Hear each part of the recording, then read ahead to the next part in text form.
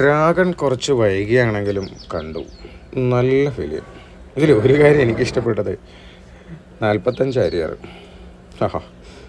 29 arrear ഒരൊറ്റ സെമ്മിൽ എഴുതി തീർത്ത എനിക്കും എൻ്റെ മെമ്മറീസ് ഓർമ്മ വന്നു. ഓറിയോൺ അവന്യൂ മാളിലെ സിനെപോളിസിലാണ് ഫിലിം കണ്ടത്. ബൈക്കിന് 90 രൂപ പാർക്കിംഗ് ചാർജ്.